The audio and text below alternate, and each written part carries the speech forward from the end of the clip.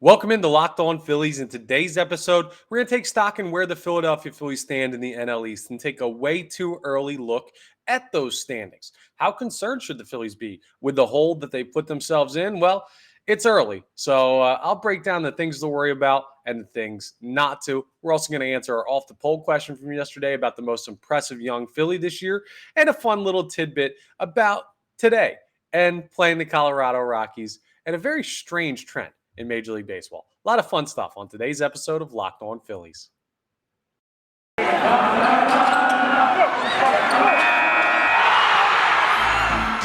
are Locked On Phillies, your daily Philadelphia Phillies podcast. Part of the Locked On Podcast Network, your team every day.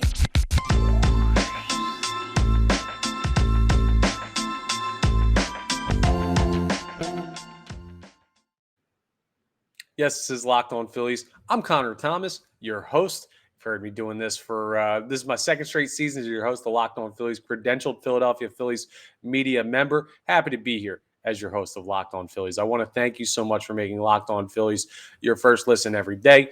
We're part of the Locked On Podcast Network, your team every single day. So go ahead and if you haven't yet, hit that subscribe button on YouTube. Hit the like button wherever you get your podcast. Leave a review. Let me know if you like it. Let me know if there's things I could be doing better. But I appreciate any and all feedback, and certainly the subscription on YouTube is very much beneficial to me and very much appreciated and beneficial to you too, because it gives you notifications when new episodes get posted. So you got that all squared away. So go ahead and check that out if you haven't done so already. I very much appreciate it. Now let's get into today's episode of Locked On Phillies, where we're going to talk about the NL East. First, I want to remind you, yesterday's episode, we talked about the matchup between the Philadelphia Phillies and the Colorado Rockies in that upcoming series. Well, the Phillies play the Rockies tonight at 6:40 p.m. Eastern Standard Time. Go ahead and check it out. A pitching matchup that very much favors the Phillies, and they don't even have their best arm going. You can catch every pitch of the Phillies' hometown broadcast for that game with SiriusXM on the SXM app. Just search Phillies. You'll go ahead and get that all squared away. But I've already previewed the series with the Rockies, and because it was a day game yesterday, I have more time between episodes, so it gives me a chance to do this instead, which is discussing the standings in the National League East. So first of all, what are those standings and where do the Phillies sit? Because understandably, there may be a bunch of you out there listening who haven't even taken a look at the standings yet and know where the Philadelphia Phillies stand in general. So right now, the Philadelphia Phillies are 6 games back. Their record is 8-11. And just to run down the East standings, Atlanta is 14-5. They're in first place. The Mets are 12-7. They're in second place. The Miami Marlins are 10-9, 1 game above 500. They are in third place. Phillies 8-11, 3 games below 500 in fourth place. And the Washington Nationals are 5-13. They're 8.5 games back. Now, the Phillies are, I don't know if I'd call it gaining ground, but they're getting better. They're getting closer to 500. This is not the point in the season where you want to really look at those numbers all that much, but this is a point in the season where you want to look at the team standing relative to 500 because that tells you whether or not they're a good baseball team. And the Phillies are getting there. Now, they're a minus 13 run differential. Those two top teams that they're chasing, Atlanta and the Mets. Atlanta's a 32 run differential positive, and the Mets are a 11 positive run differential. So it's a situation where you'd like to see the Phillies be on the positive side, and I believe that you will see that as they go through the series with the Colorado Rockies. You might see it by the end of these next 4 games. So we can go ahead and get that all checked out and see how that works out by the end of the series. But in the last 10 games, Philadelphia Phillies perfectly 500, 5-5. The issue is in the last 5 games, the teams above them, the Braves are 8-2, the Mets are 7-3, the Marlins are 7-3. That's why I say the Phillies aren't really making up ground, even though they're getting closer to 500 when it comes to the divisional race. I'll tell you where the real discrepancy in the division is. The Atlanta Braves are 10-2 on the road. That's pretty darn good. They're only 4-3 at home. They have more losses at home in 7 games than they do on the road in 12 games. That's crazy to me. And the Mets are also very good on the road. They're 8-5 on the road. The Marlins played significantly more home games, 7-6. They're 3-3 on the road. The Phillies have been away more than they've been home. The Phillies have played 6 home games, and they've played 13 road games.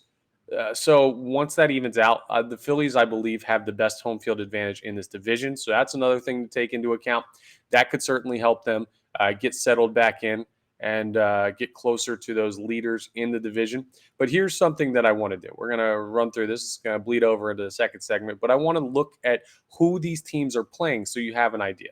Because the Phillies, they haven't had a difficult schedule, but I want to run through who exactly the Philadelphia Phillies opponents in the division have been playing so we know whether or not we should be worried about the record that they put together. Now, the Braves seem to have earned it. They've opened up against the Nationals, and they went ahead and they took 2 of 3 against the Nationals. Losing to the Nationals in general is never a good thing, so that's a sign of weakness. But then they went to St. Louis, and they swept them on the road.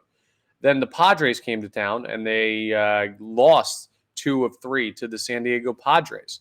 And that puts you in a situation where you're looking at a team that's competitive in the National League, and you say, oh, and losing 2 or 3 to them, But the Cardinals were a playoff team last year, too, so you can't discount the sweep of St. Louis, even though it is early in the year. I'm sorry. They lost 3 of 4 to the Padres. I forgot that was a 4-game set. So the Padres absolutely handled the Atlanta Braves. That's a good sign for the Philadelphia Phillies. And then what have the Braves done? Well, they had Cincinnati come down to Truist Park, and they swept them. And then they went on the road to Kansas City, and they swept them. And then they went on the road to San Diego, and they took 2 or 3 from them. So right now it's 3-4, the season series against the San Diego Padres, which is probably the competition they played that's most similar to the Philadelphia Phillies skill level. You look at the Cardinals and that sweep.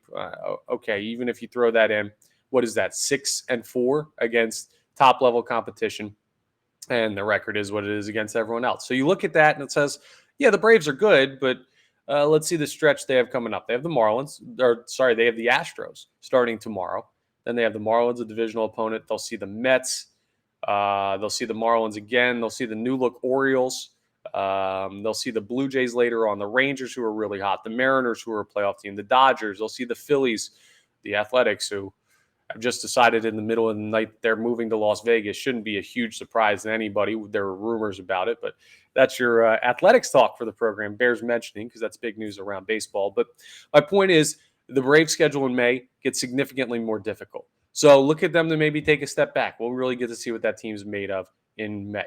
So Atlanta, very good so far. Great on the road. Opportunities for them to drop games when you get to May. The Mets, who are in second place, they started out their season with the Miami Marlins, and they ended up winning on opening day, but losing game 2 to the Marlins. So they lost 1 of 3 to the Miami Marlins. Or sorry, they lost 1 of 4 to the Miami Marlins. These 4-game series to start the year are messing me up. Then they went to Milwaukee and played the Brewers and got swept out. That's a bad sign. I understand the Phillies were swept by the Texas Rangers, but the Rangers, I believe, are a better team than the Brewers this year, and that Brewers team handled the Mets. Then they see the Marlins, and again, they win 1 of 3. I guess it was 1 of 4 in the opening series, but the Marlins steal a game again. Then they see those Padres, and the Padres they took 2 or 3 from. The Mets, to me, when I'm looking at strength of schedule, they might be a team very close to the Braves, like closer than record indicates. Those are very clearly 2 top teams in the National League and in the NL East. And then most recently, the Mets have played the Athletics, so they beat 17-6, 3-2, 4-3. A couple close games, but still wins because the Athletics have no business winning baseball games. And then they played the Dodgers, had a nice little West Coast swing and won 8-6, got shut out 5-0. Dodgers win, and then they won 5-3. So they're just, and this is what the Mets were last year, they're a series winning machine. They go out, they find a way to win 2 or 3. They're not sweep monsters like the Braves can be at points, but they'll go out there and they'll just win series. And that's a very, very comfortable way to play as a baseball team. And that'll have you in the playoffs year in and year out, and it'll make you very good. So that's what the top 2 teams are. Now, looking at the Mets schedule coming up, got the San Francisco Giants. All right, nothing crazy. And the Nationals should be wins. The Braves. And then as we get into May, Tigers, Rockies, Reds, Nationals, the Rays, who are red hot, but the Guardians, the Cubs, the Rockies, the Mets. As hard as the Braves schedule gets, the Mets schedule is incredibly easy. This team could be way up in the division by the end of May. And by way up, I mean like 4 or 5 games up on the Braves. That's how easy their schedule is. So it's going to be tough for the Philadelphia Phillies to keep pace with them over the next month. If you see the Mets pull away, don't immediately think, oh, well, the race is done. The Phillies are dead, this, that, and the other thing. It will even out.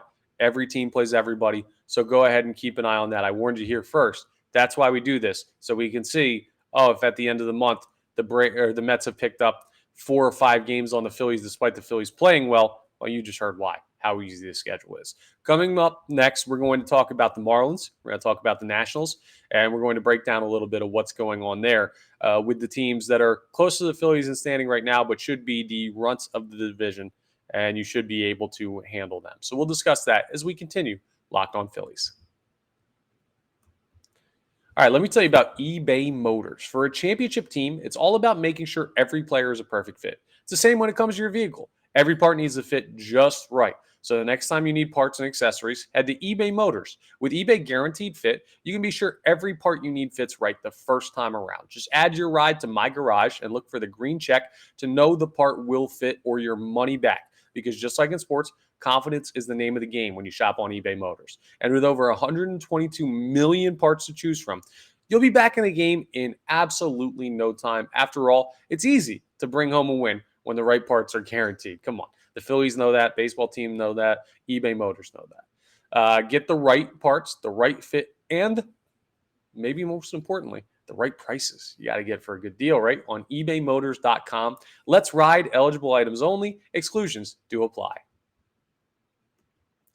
All right, let's discuss those Miami Marlins, who are currently in third place in the NL East. You'll be able to see the Phillies play them again a little bit later on in the season, but we've already seen them play them once. Reminder, the Phillies opponents, not to get lost in all this. The Phillies play the Rockies tonight at 6:40 p.m. Eastern Standard Time. You can go ahead and check out every pitch of that game and the Phillies' hometown broadcast of that game with Sirius XM on the SXM app. Just search Phillies. Yeah, so we're looking at the Marlins now, and the Marlins are slightly above the Phillies. They're 10-9. The Phillies are 8-11. I firmly expect the Phillies to catch the Marlins sooner rather than later. But let's look at the schedule and see if that's realistic. Now, the Marlins started the season with the Mets. We already went through that series, and then they went ahead and saw the Twins, and the Twins hung 11 on them in the first game, but then the Marlins scraped out 2, so they won that series. Another series with the Mets we went through, a series with the Phillies we're very familiar with. Then in a series with the Diamondbacks, the Marlins won 2 of 3. And in a series with the Giants, they won 2 of 3. The Marlins are a better team than they were last year, but they shouldn't be third place in the NL East when everything's all said and done. They're playing teams that are okay. Diamondbacks are not good. The Twins are all right. The Giants are okay. I understand the Twins had a good start to the season. I don't know that the quality of the team is how they're playing currently. I think that'll even out. So where do the Phillies make up games? Well, the Marlins play the Guardians coming up this weekend, so they'll start that series tomorrow. I don't know if I really like the Guardians all that much as a team. That should be a fine series for the Marlins. But then they see Atlanta for 4 games. That's tough. They see Chicago, which is an easier series, but then they see Atlanta again. Then they see Chicago again. Then they see the Diamondbacks. Very strangely, it feels like the Marlins are playing a lot of the same teams back to back to back, which is weird. They see the Reds, who can be pesky. They see the Nationals. They see the Giants again. They see the Rockies. They see the Angels. Listen, there's not a lot of really good teams that the Marlins are going to play. So unless they get swept out of both those Braves series, the Phillies are going to have to play really well to catch them too. So mainly what I'm looking at when I see the schedule upcoming for the next month for the NL East, and I see what the Philadelphia Phillies have ahead of them. We'll do the Phillies next just to take a look at their schedule since they are in 4th place in the NL East. I say that the standings in the National League East, don't look at that. Look at the team's record relative to 500, the team being the Phillies. See how they do based on that. That's what you're playing for. How many games over 500 can you get to by the end of May? Don't worry what the Mets are doing. Don't worry what the Braves are doing. Don't worry what the Marlins are doing. Don't worry about what any team in baseball is doing, besides the team playing the Philadelphia Phillies and whether or not the Phillies can beat those teams. So that's something to keep an eye on there. And that would be the way that I'd approach watching National League East baseball for the next month or so. Now, finishing out April, the Phillies obviously have 4 against the Rockies. Then they have 3 against the Mariners at home. Then they'll go to Houston for a World Series rematch. Those are 2 tough series, Mariners and Houston. In May, they get the Dodgers, the Red Sox, the Blue Jays, the Rockies again, the Giants, the Cubs, the Diamondbacks. So that stretch in there where you get Rockies, Giants, Cubs, Diamondbacks is where you need to make hay in the middle of the month. And from the 15th to the 25th, those are the days. And then you get the Braves and Mets to round out the month. So focus on getting as far above 500 as possible. And then you can look at the divisional standings when you get done those series with the Braves and the Mets to see, because you have a chance to pick up a full game each of those contests. Just for fun, let's go take a look at the Miami Marlins as well to go ahead and see, or the Washington Nationals. I'm used to the Marlins being down at the bottom of the division. All due respect to the Marlins, who frankly have earned it with the way they've started their year. But the Washington Nationals and their schedule coming up to see if they really, basically what I'm trying to see is who in the NL East plays the Nationals the most. So the Mets get them for 3 games coming up. Let's see. Mets get them for 4 more games. The Marlins get them for 3 games. Yeah, the Mets are going to be the most advantaged in the division because they get to play the Marlins 7 times over the next month and a half. The Marlins play them. No other team in the NL East plays the Nationals, and the Phillies haven't played them yet. So that'll be something that the Phillies have in their back pocket, is those games against the Nationals later on in the season when they get rolling better, when they're hopefully on a hot streak, when you can get a situation where maybe even Bryce Harper is back. By the end of that month, Bryce Harper could be back. It's certainly possible. So keep an eye on that. But maybe for the best that the Phillies aren't playing the Nationals right now, because you want to make sure you stack wins against those lesser teams. And you don't want a situation where, I don't know, Christopher Sanchez is throwing a spot start against the Nationals and it puts you in closer to even playing field. So might be good for the Phillies, but certainly good for the Mets and the Marlins over the next month and a half that they get to play the Nationals a couple more times. So that's something to keep an eye on as well. Again, the bottom line with all of this, when you look at the NL East, don't look at the standings. Just look at the Phillies' record to 500. You can look at their run differential. You can look at their home and away splits and everything like that. But don't get caught standing watching yet. The schedule is going to be significantly easier for a couple of those top teams over the next month. The Phillies, it's not as easy. You could look at the bigger lead being built, even though the Phillies are playing better, and that should be fine because we just need the Phillies to make the playoffs. And I believe they'll compete for the division down the stretch. I do believe there's a hot streak in the Phillies that'll bring them back into this division. Even if there's not, we know they can win in spite of not being the number 1 or even number 2 teams in division. So go ahead and approach things that way. That's how I would do it. And that's a fun little overview of the NL East. Now, coming up, we're going to do a little bit of hybrid. We're going to do some stepping off, which stepping off is a segment. If you're not familiar, haven't done one in a minute, but stepping off is one normally do it close to the middle of the week where take a step off the rubber, take a deep breath and recollect yourself. Do something outside the lines of baseball. Now, you can't really do that anymore in Major League Baseball because of the pitch clock, which is annoying, but the segment still exists. So we'll do that. I have some fun little interesting tidbit about Phillies Rockies matchup. And then we'll also have off the poll where you got to respond to the poll question that I put out yesterday about the most exciting young Phillies so far this year is kind of how I worded it. So we'll get into both of those segments as we wrap up today's Locked On Phillies. All right, but first, I want to tell you about one of our new sponsors here on Locked On. Very important sponsor, BetterHelp. So let me tell you a little bit about this, okay? BetterHelp is super, super important because it gives you the opportunity to get to know yourself. And that can be a lifelong process, right? Especially because we're always growing and changing. I mean, I'm not the same person I was a year ago, 5 years ago, 10 years ago. Think how often you go through life changes. And it's important to know how to live with this and grow with this. Therapy is all about deepening your self-awareness and understanding. Because sometimes we don't know what we want or why we react the way we do until we talk through things. So BetterHelp connects you with a licensed therapist who could take you on that journey of self-discovery from wherever you are to where you want to be.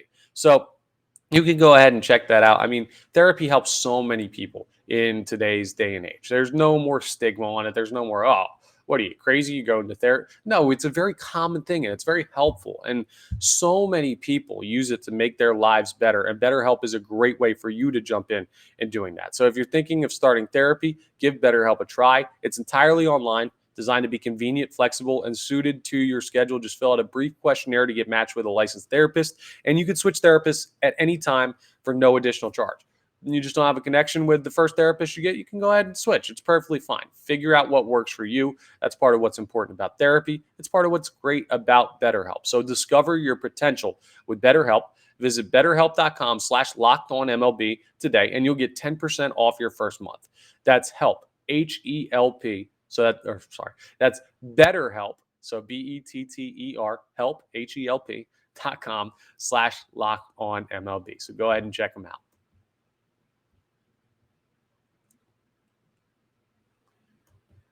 All right, reminder one more time, Phillies, Rockies, 6:40 p.m. Eastern Standard Time. You can hear every pitch of the Phillies hometown broadcast with SiriusXM on the SXM app. Just search Phillies there. So getting you all tuned up for that. You can listen to yesterday's episode for a preview of that series. But let's jump into a little bit of, we'll do stepping off first and we'll wrap up with off the pole. So actually flip that. We'll do off the pole and then we'll wrap up with stepping off. So I want to go over here to our Twitter poll. Again, yesterday we asked a Twitter poll about the Philly under the age of 28 who has impressed you the most this season. 4 options: Bryson Stott, Alec Bohm, Brandon Marsh, and Edmundo Sosa. So you look at it and you say there's a couple schools of thought.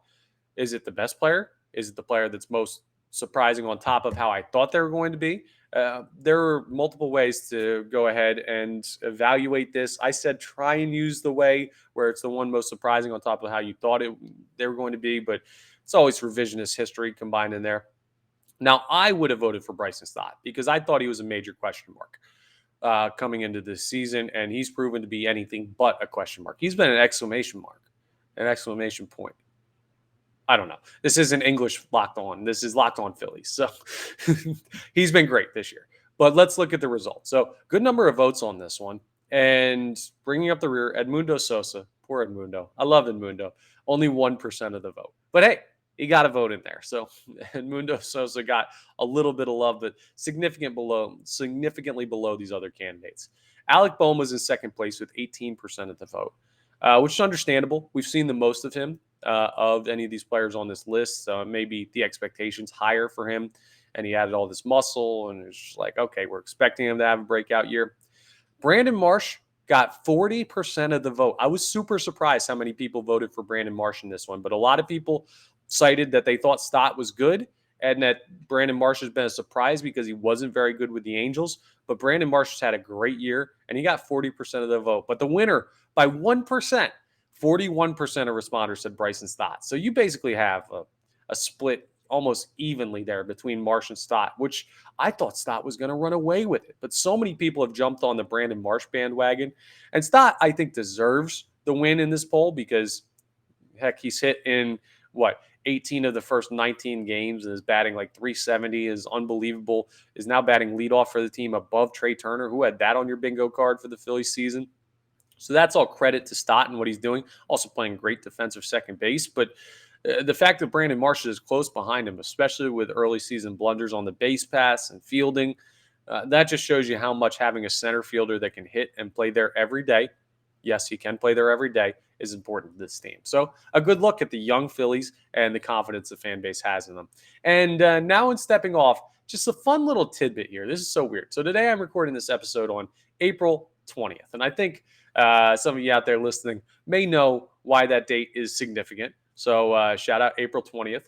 And the Philadelphia Phillies, of course, play the Colorado Rockies. Now, Denver, where the Colorado Rockies play, is called the Mile High City. And that's because of its height above sea level, but it also fits in a different sense of the word. And we're all familiar with that. Now Denver handles their business out there. Hey, do what you want out there, Denver. More power to you. More power to the great state of Colorado out there. But it's funny, the juxtaposition of the date and the Philadelphia Phillies playing the Rockies. And people get a kick out of that. It's funny. Oh, you're playing the Rockies on April 20th? Cool. Whatever. Well, shout out to Destiny Lagardo of Phillies Nation, who went ahead and put out this tweet today, because I have kind of noticed this, but the numbers are crazy. The Phillies have inexplicably played the Rockies in 3 of the last 4 full seasons on April 20th, on 4/20. In 2021, they played the Rockies the week of 4/20. So it's just, I don't know how it's possible. So you take out 2020, of course, because of the pandemic year, but 3 of the last 4 full seasons, it's been the Phillies have played the Rockies on the actual date. And then the one year that they hadn't, they played the week of. That's not I see. I hesitate to say it's a coincidence because, like, how does that happen? How do they keep getting scheduled? And maybe Major League Baseball is pulling a trick on Philadelphia, but it doesn't make sense. Like, why Philadelphia? But it's just very, very funny that that's worked out the way that it is. So these little fun nuances of baseball scheduling. I don't know if that's someone in the scheduling office who's from Philadelphia who's like, this would be funny. Let me give my hometown folks something to chuckle about. But there you have it. The Phillies, the Rockies, April 20th. It's a tradition unlike any other. So fun little tidbit there if you were wondering about that as well. That's all for today's Locked On Phillies. I want to thank you for making Locked On Phillies your first listen every single day. Part of the Locked On Podcast Network, your team every day. Tomorrow, we're going to be talking about the first game of the Rockies series, hopefully why the Phillies beat up on the Colorado Rockies, and give you a good look at what happened in tonight's contest and see if the Phillies can keep the momentum. So we'll discuss that next on the next episode of Locked On Phillies.